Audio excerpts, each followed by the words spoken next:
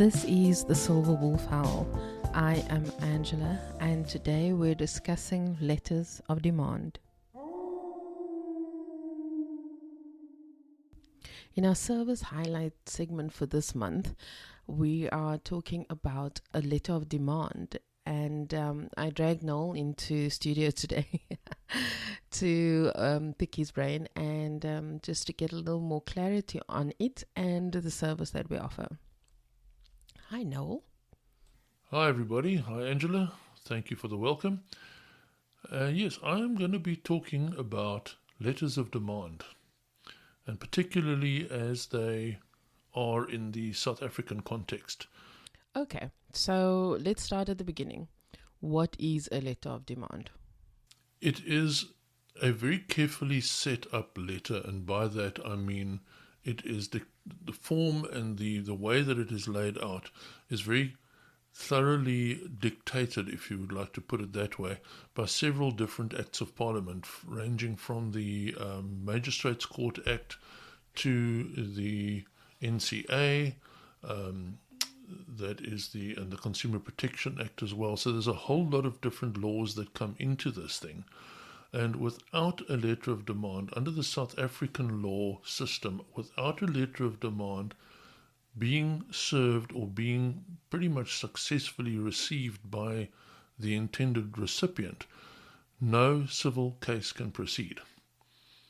So it is literally the single most important document next to the document that follows it, which is a summons. Okay, so this is the start of the process, and it sounds like it's quite important, so you need to get it right.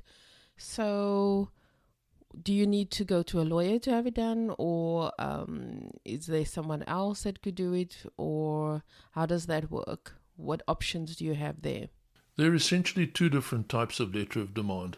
In the small claims court, you can write it up yourself, but even there, you are given the assistance of a trained clerk, because there are certain elements that have to be in the letter of demand. And those elements cannot be left out. The moment you leave those things out, it affects the case going down the line. When it comes to a magistrate's court or higher letter of demand, it is just absolutely essential that an attorney does it, because they are qualified in these things and they know all the elements that have to go into them. As soon as you leave an element out, it could affect or even completely negate your case going down the line.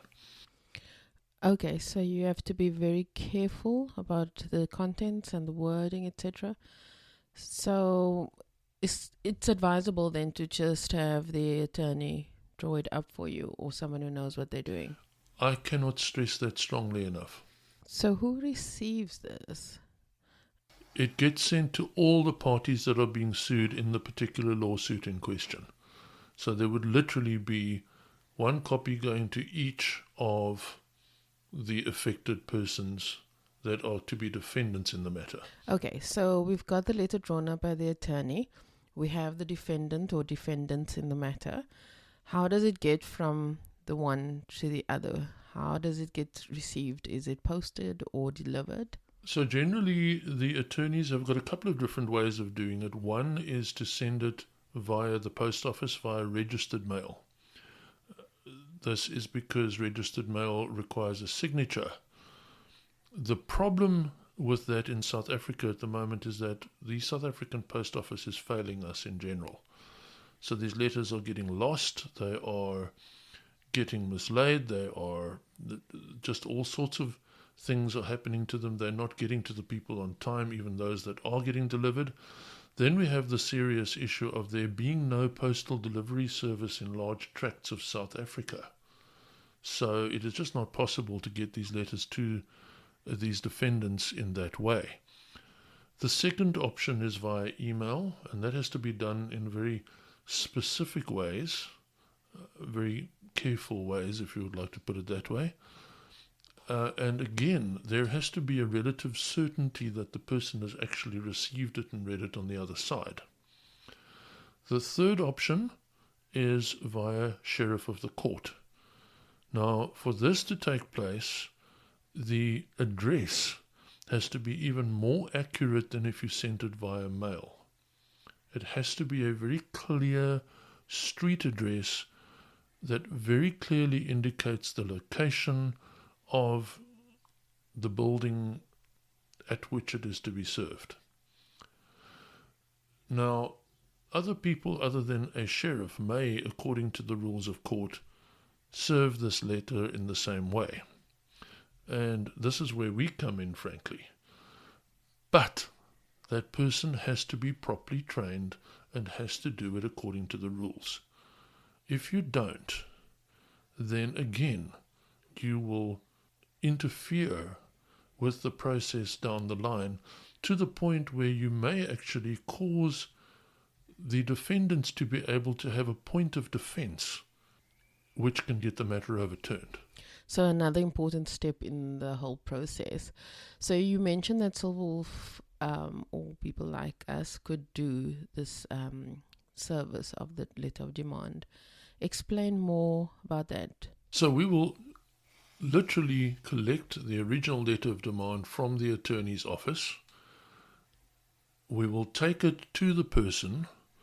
We will explain the contents of the letter. The rules of courts use the words, they say we are to explain the nature and exigency of the document that we are serving, which means we have to explain what the document is, that's the nature, and the exigency means how it affects the person's life. So we have to tell the person what their options are, what they need to do, how they need to react to the receiving of this letter of demand. Then we ask them to sign for receipt of their copy of the letter. Some people refuse, that is allowed, but the letter has still been served on them successfully, regardless of whether they actually sign. What we then do is we then provide a photograph of one of us serving the letter on the person involved. We then make out a report, or in many cases an affidavit, what we call an affidavit of service, and we return the original together with the affidavit of service and a report stating how the matter was served, how the document was served, forgive me. All right, so once the person's received the letter, what are their options? I'm sure a lot of people get this and they get scared and don't know what to do with it, and a lot of the time just ignore it and hope it goes away, but it doesn't actually. So what are their options? What can they do? So the answer to that is really dependent upon what their real involvement was in the original case, whether they feel, in other words, that they should defend the matter, or whether they simply know that they owe the money that is being claimed. Their options are as follows. They can either give the matter to their attorney, and their attorney can contact the prosecuting attorneys and come to some kind of settlement or arrangement, or they can send the prosecuting attorneys a counter letter, an answer, a reply, saying that their client is not guilty because of X, Y, Z, A, B, and C points, and that gives the prosecuting attorney the option of suggesting to their client that they either withdraw their claim or that they proceed, in which case they would proceed to a summons. The other option is simply for the defendant to make arrangements of some kind to pay the amount that's been claimed, in which case the matter would be settled or paid off over a period. Okay, it sounds easy enough and not as scary as I'm sure some people think it to be. So a letter of demand is basically a start of a conversation, if I could put it that way, from what you've explained now. And then the defendant needs to just respond and continue the conversation until this matter is settled. Is that an appropriate summary of what you've been explaining? That's absolutely correct, and there are several different ways in which you can decide to reply. The single most important aspect of this, though, to the defendant is that the defendant must reply. Don't ignore it. It has to be dealt with, otherwise it's not going to go away. So what happens if I do ignore it? If I just panic and throw it in the bin and pretend that it doesn't exist, what actually happens next? then unfortunately it gets a bit rough, because the next person that you're going to see is the sheriff of the court coming to your door with a summons. And that's when things start getting serious, because summons is essentially, it's called a summons commencing action, some of them are called combined summons, which is one and the same thing. It commences an action in a court of law. So that's when things start getting fairly rough. It becomes a bit of a fight at that point. And that's something that most people, I think, would like to avoid. So bottom line, take care of it when you get the letter. Yeah, and it sounds like at this letter of demand stage, there's an air of, okay, let's talk about this. Whereas when it gets to summons, it's a bit more, room for negotiation has been thrown out the window. It's more the start of a fight, isn't it? That's exactly right. At the summon stage, it's a fight. It's the plaintiff saying to the defendant, "Sorry guys, now I'm going for you. You had your chance, and now you've had it, mate," as an old friend of my grandfather would put it. Let's talk about the benefits of using Silverwolf to serve a letter of demand. What benefits do attorneys have going this route? For several reasons. One is that you've got a very, very high percentage chance that your letter is actually going to find the person that it's meant to find. But also, it's that thing of where we explain the nature and the exigency of the document to the person when we do meet them. That is absolutely vital. It puts them at their ease. It helps them to understand what they need to do next. And in 90% of cases, that goes a long way towards solving the case in one way or another. So, very, very important. It creates a communication channel that possibly wasn't there before. When people just receive a letter without anything else, without somebody explaining what's going on, they do generally just tend to toss the letter out or put it aside and, I'll take care of it at some point. But when you've got somebody that actually explains it, somebody that's knowledgeable, that explains it to you and hands it over to you properly, you've got that communication channel that's opened up. The certainty of the way we do things, in terms of we really tie it up with absolute proof that the person has received the document, is also absolutely vital. There are many other ways of serving this document that are not as certain, but the way we do it, a magistrate cannot argue with what we've done.